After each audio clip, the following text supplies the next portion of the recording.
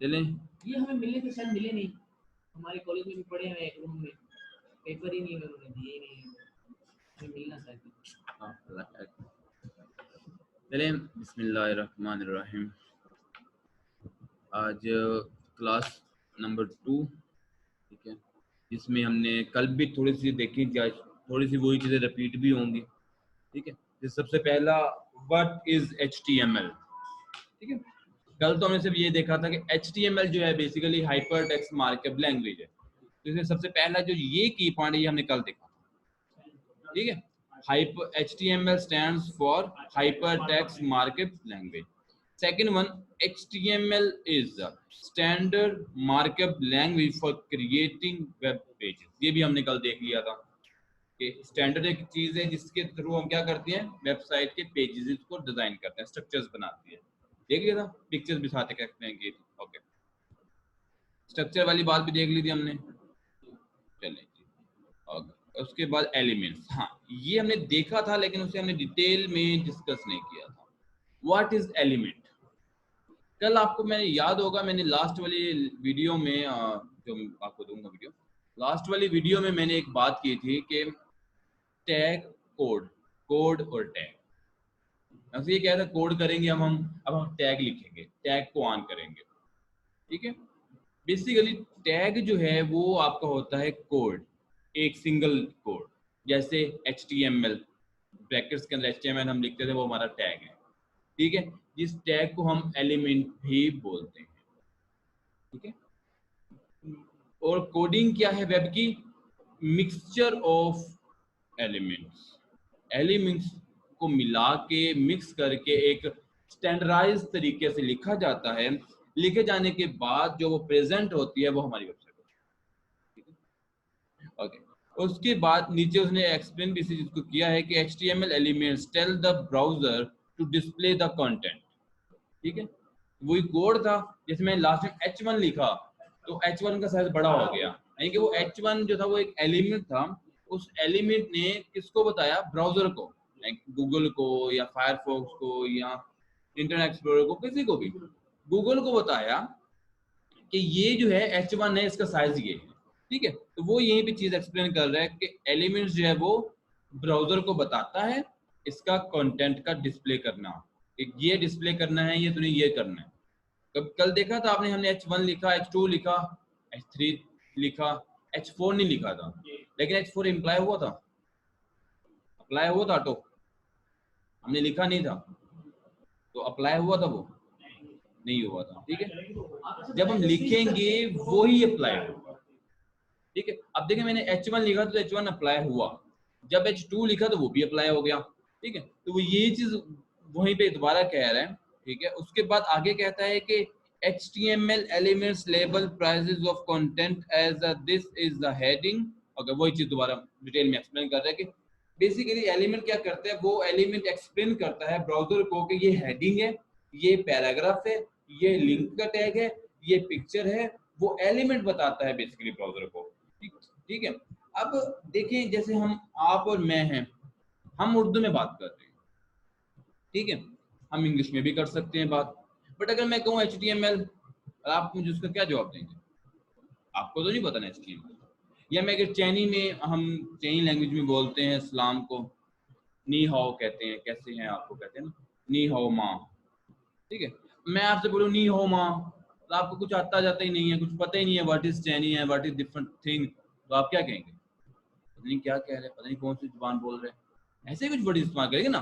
तो कंप्यूटर भी हमारी इंग्लिश को नहीं जानता, कंप्यूटर हमारी उर्दू को नहीं जानता, कंप्यूटर बैनरीज को जानता है, और स्पेसिफिकली कुछ लेटर्स, कुछ चीजों को कंबाइन करते हुए हमने कोडिंग, जिसे हम लैंग्वेजेस बोलते हैं, वो डेवलप की गई हैं, जिसे कंप्यूटर अंडरस्टैंड करता है, ठीक है। अब कंप्यूटर HTML के टैग को जानता है, और टैगों के साथ साथ ये जानता है कि अगर एरो लगा होगा तो टैग ओपन हो रहा है, अगर एरो के साथ फॉरवर्ड स्लैश है तो टैग बंद हो रहा है, ठीक है। जिसे हम टैग ने एलिमेंट भी कह सकते हैं, एलिमेंट्स कह लें, टैग कह लें, चलता है, ठीक है।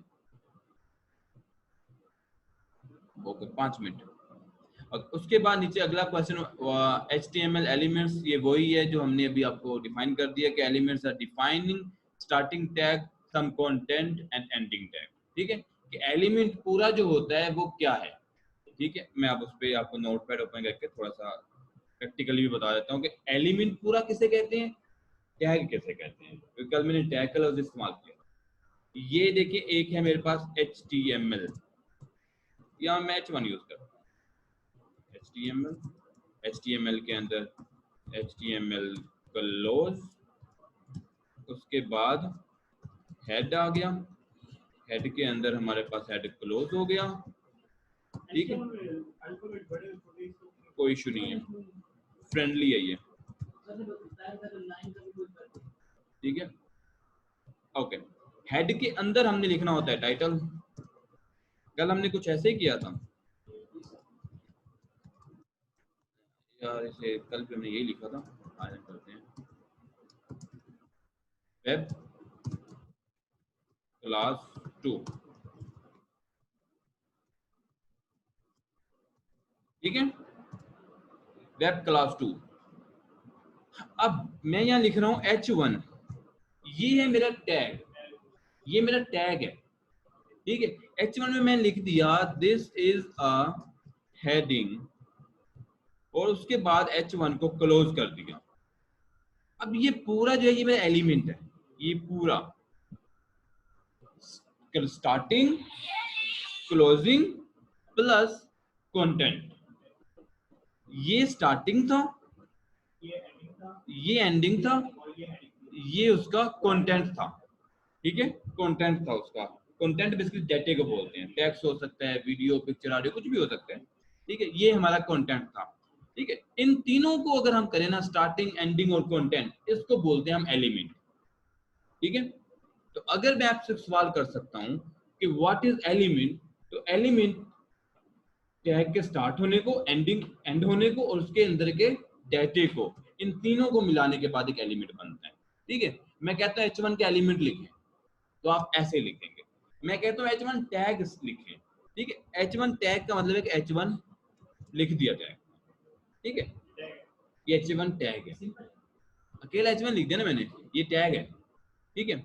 और अगर H1 को मैं स्टार्ट क्लोज भी कर देता हूं, ठीक है, और इसमें कुछ लिख भी देता हूं, ठीक है, तो ये हमारे पास एलिमेंट हो गया पूरा, ठीक है। साथ यहाँ पे भी लिखा हुआ है कि HTML elements define by a start tag, some content and end tag, वही चीज जो हमने अभी देखी प्रैक्टिकली। ओके, उसके बाद एक और चीज होती है attributes, HTML attributes. What is attribute? Tag समझ आ गया, एलिमेंट समझ आ गया, एट्रीब्यूट क्या है? एट्रीब्यूट जो है वो हमारा हेल्पिंग हैंड होता है, ठीक है, हेल्पिंग। ये बेसिकली अकेला किसी काम का नहीं होता, ये टैग के साथ मिलके काम कर सकता है, ठीक है। जिसे नीचे थोड़ा सा एक्सप्लेन किया गया है, all HTML elements can have attributes, ठीक है, तमाम टैग, तमाम एलिमेंट्स आपके पास एट्रीब्यूट्स मौजूद होते हैं। अब फॉर एग्जांपल हम थोड़ा प्रैक्टिकली अगर इसको समझने की कोशिश करें, मैं हूं, मेरे पास मेरे दोस्त हैं जो मेरी हेल्प करते हैं, ठीक है, मेरी फैमिली है जो मुझे सपोर्ट करती है, ठीक है। बेसिकली मेरे दोस्त, मेरी फैमिली, मेरे रिश्तेदार, मेरे सारे जानने पहचानने वाले लोग, मैं जिनके साथ काम कर रहा हूँ, वो सब, वो भाई मेरे साथ हैं एट्रीब्यूट्स की तरह, कि मेरी हेल्प कर रहे हैं, ठीक है, मुझे कंप्लीट कर रहे हैं, मेरे कामों को कंप्लीट कर रहे हैं, वो आपके हेल्पिंग हैंड होते हैं, ठीक है। कोडिंग में क्या है कि मेन जो होता है वो टैग होता है, टैग को ऑन ऑफ कर दें तो वो एलिमेंट कहते हैं उसे हम, और एलिमेंट्स क्या कह रहे हैं कि एट्रीब्यूट्स रखता है, ठीक है। ओके, उसके बाद क्या कह रहे हैं, attributes provide additional information about element, ठीक है, वही हेल्प कर रहे हैं उसे, एडिशनल एक्स्ट्रा इंफॉर्मेशन उसे प्रोवाइड करता है या एक्स्ट्रा डेटा देता है, वो क्या है, एट्रीब्यूट है। फिर उसके बाद कहते हैं कि एट्रीब्यूट, हमेशा याद रखिएगा ये मेन पॉइंट है, attributes are always specify in the starting tag, ठीक है। ये जो आपका है बेसिकली एट्रीब्यूट, ये हमेशा याद रखिएगा जब हमारा टैग स्टार्ट हो रहा होता है वहां पे लगाया जाता है, एंड में नहीं लगाया जाता, ठीक है। ओके, और उसके लिखने का तरीकाकार जो है वो आपके सामने है कि पहले आएगा नेम और उसके बाद आएगा value. Attribute name and the value of attribute, ठीक है, यहां तक ओके। ओके, अब हम थोड़ा सा एट्रीब्यूट को देखते हैं। एट्रीब्यूट जैसा कि इसमें पहले हमें कहा गया है कि स्टार्टिंग टैग के साथ लगाया जाता है। जब स्टार्टिंग टैग के साथ एट्रीब्यूट की बात की जाए तो उसका मतलब है कि यहाँ पे कि टैग स्टार्ट होने के बाद जब हमने h1 लिखा है, h1 लिखने के बाद जो आगे मैंने स्पेस दी, स्पेस देने के बाद मैं लिखता हूँ अली। अली नाम का बेसिकली एट्रीब्यूट है नहीं, लेकिन लोकेशन ये है, ठीक है। अली एक एट्रीब्यूट का नाम है, या यहाँ पे मैं ATT लिख देता हूँ, एट्रीब्यूट, ठीक है। और उसके बाद एट्रीब्यूट लिखने के बाद डबल कोट और सॉरी इक्वल टू साइन और डबल कोट, ठीक है, इक्वल कोट इक्वल नहीं, इसमें स्पेस के लिए आप इजी होते हैं, ठीक है। अभी जब स्पेस का चक्कर आएगा, ये देखो मैं यहाँ लिख लेता हूँ, मैं अभी भी सही हूँ, मैं अभी भी सही हूँ, ठीक है। मैं एट्रीब्यूट इस्तेमाल करता हूँ, एक एट्रीब्यूट यहाँ पे इस्तेमाल कर लेता हूँ स्टाइल के नाम से, ठीक है, यहाँ स्टाइल नहीं, BG colour, BG colour attribute इस्तेमाल किया और कलर का वैल्यू दे दी मैंने रेड, ठीक है। उसके बाद सेव फाइल करनी है लाजमी, सेव फाइल लास्ट टाइम हमने की थी index.html, अब भी index.html करेंगे, ठीक है। उसके बाद फाइल को जाके क्लास 2 में इसको मैंने रन कर लिया, ओके। डाटा तो कुछ नहीं आया, नहीं, क्योंकि हमने यहाँ h1 स्टार्ट कर दिया, उसका कंटेंट लिखा ही नहीं ना, उसे क्लोज किया, ठीक है। कंटेंट में लिख देता हूँ दिस इज हेडिंग नंबर 1 और इसे h1 से क्लोज कर देता हूँ, ठीक है। अब आ गया, ठीक है। अब इश्यू ये है कि बीजी कलर से कलर नहीं आया, बैकग्राउंड का कलर था ना बीजी बैकग्राउंड कलर, बैकग्राउंड कलर नहीं आया। बेसिकली ये मैंने आपको एक्सप्लेन करने के लिए लिखा है, जबकि बीजी कलर की जो क्लास थी ये मौजूद थी HTML4 में, जो अब के खत्म हो चुकी है, अब ये एट्रीब्यूट इस्तेमाल नहीं होता, ठीक है। अब हम एट्रीब्यूट इस्तेमाल करते हैं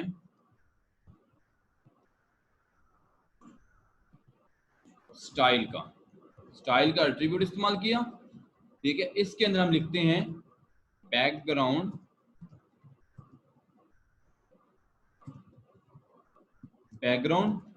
डैश कलर इक्वल का साइन रेड और सेमीकोलन, ठीक है।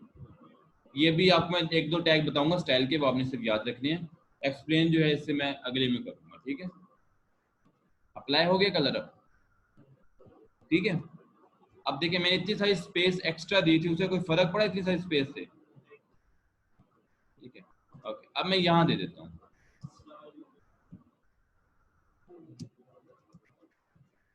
फर्क पड़ा उसे, ठीक है।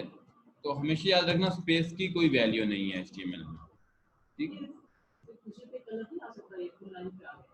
वो आएगा, वो आएगा, वो हम अभी देखेंगे ना, उसके बिहेवियर्स देखेंगे ना जब, तब आपको समझ आ जाएगा कि कोई लाइन पे क्यों आया, ठीक है। अब अभी बताता हूँ आपको, ठीक है, ये समझ आ गई आपको, ओके।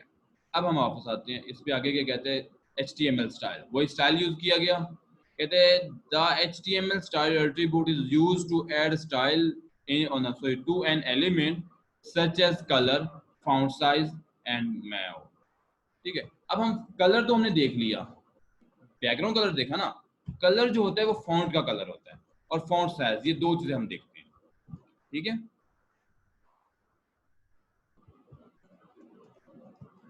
सबसे पहले मैंने लिख दिया यहाँ h1 में लिख दिया this is red heading, this is a red heading, इसे h1 में क्लोज कर दिया, ठीक है।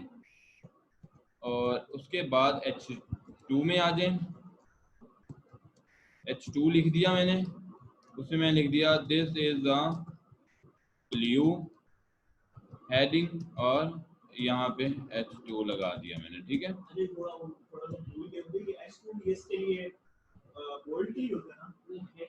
हेडिंग्स है, उसका साइजेस का फर्क है,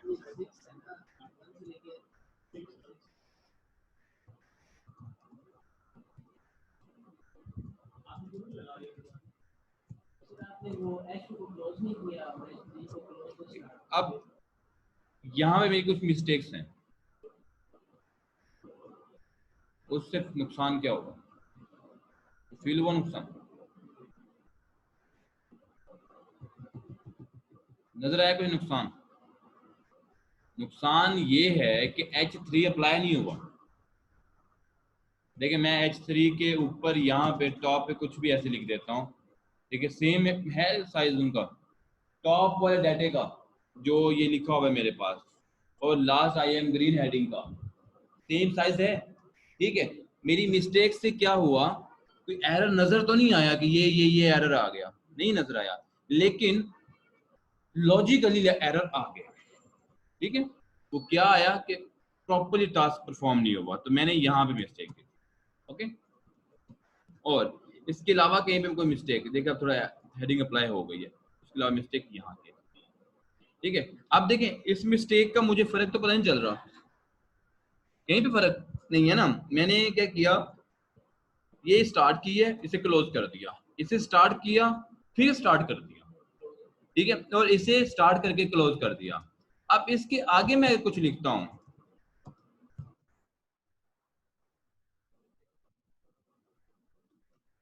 सॉरी यहाँ पे नहीं, इसके आगे यहाँ पे,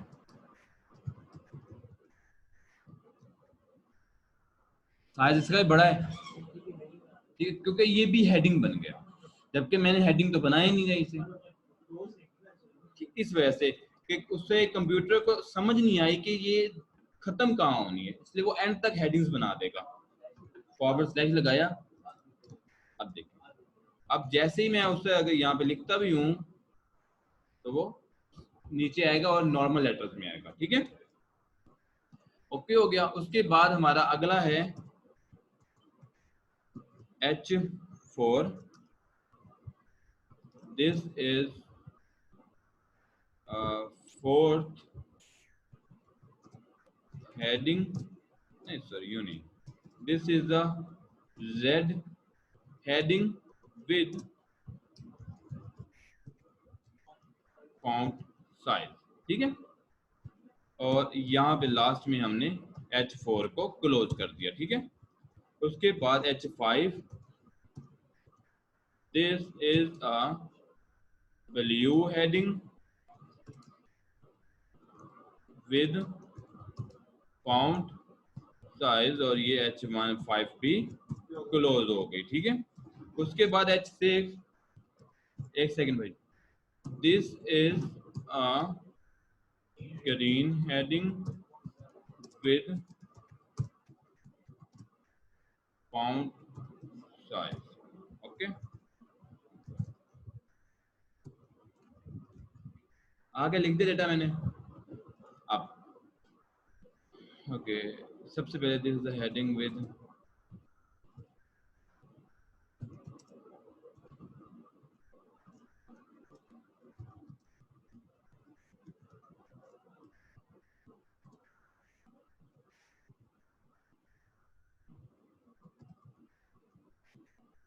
ठीक है, मैं लिखा सबसे पहले this is a red heading, okay. अब सबसे पहले मुझे हेडिंग को रेड करना है, रेड है लेकिन वो नजर तो ब्लैक आ रही है ना, उसके लिए मैंने यहाँ पे आया टैग के स्टार्टिंग में, यहाँ एक एट्रीब्यूट यूज करूंगा स्टाइल के नाम से, ये एट्रीब्यूट है, ठीक है। एट्रीब्यूट के दरमियान में इस जगह जहां पे डबल कॉट ऑन और डबल कॉट ऑफ हो रहा है, इनके दरमियान में यहाँ मुझे लिखना है टैग कोडिंग, यहाँ कोडिंग होती है CSS, ठीक है। यहाँ मैंने CSS के कोड लिख दिया कुछ ऐसे के colour red, colour red, font का कलर रेड हो गया, ओके, हाँ जी जी बिल्कुल वैसे, लेकिन नीचे में टास्क थोड़ा थोड़ा चेंज कर दिया है, एक जगह हेडिंग ब्लू है वहां तक कर लेते हैं, स्टाइल हेडिंग स्टाइल ब्लू लगेगा, नहीं हुआ, क्योंकि मुझे यहाँ बताने के ब्लू क्या, स्टाइल ब्लू क्या, कलर, कलर को कहना है कि colour blue, okay, blue apply हो गया। अब एक स्टेटमेंट क्लियर हो गई। अब आगे है विद अलाइन सेंटर।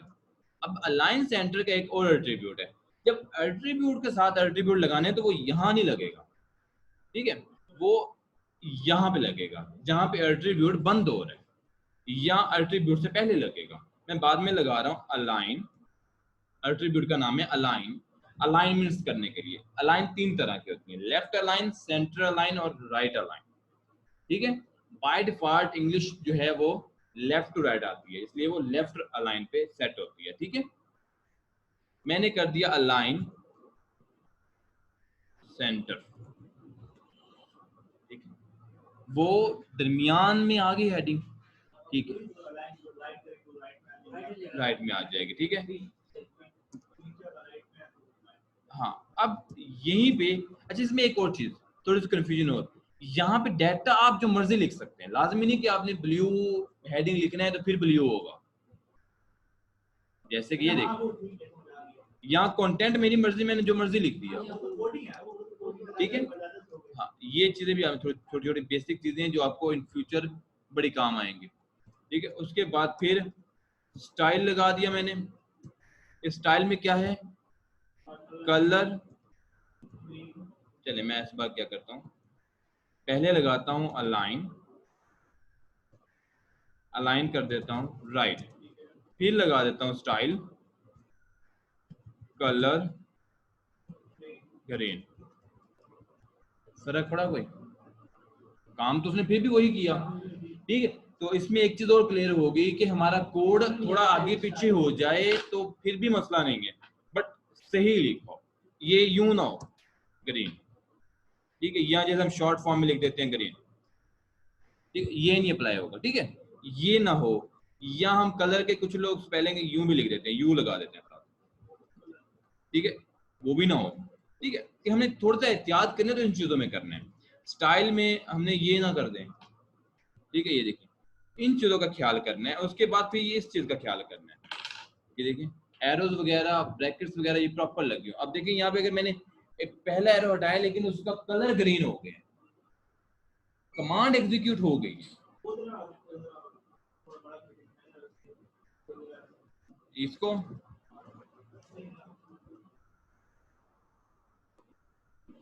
ये देखिए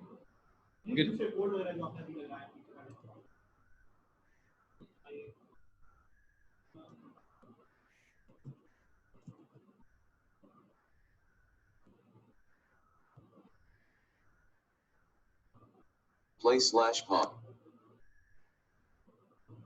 ओके। अब यहाँ पे आगे हमारे पास सेम वही कमांड है जेड वाली, लेकिन साथ क्या है, फॉन्ट का साइज, ठीक है। अब स्टाइल में आगे हम स्टाइल में हमने लिख दिया कलर, कलर रेड, और स्पेस देके अगला क्या है, fount size, fount dash size, ठीक है, वो यहां लिख दिया मैंने, फॉर एग्जांपल 60 कर देता हूँ, 60 px। ओ ये किधर गया, ये देखो, ठीक है। फाउंट साइज बेसिकली साइज है उसका कि कितना साइज हो, ठीक। मैं चाहे इसे कर दूं 20, हेडिंग 1 है लेकिन साइज छोटा कर दिया मैंने जी, ये हमारी मर्जी होती है। अब हमें पता कैसे चलेगा कि हमने कितना साइज रखना है, कितना साइज परफेक्ट है, ठीक है, वो डिपेंड कर रहा होता है वेबसाइटों पे, सिनेरियोज पे, लोकेशंस पे, ठीक है। वो जब आप प्रैक्टिकली पे देखेंगे ना तब आपको चीजें क्लियर हो जाएंगी, ठीक है।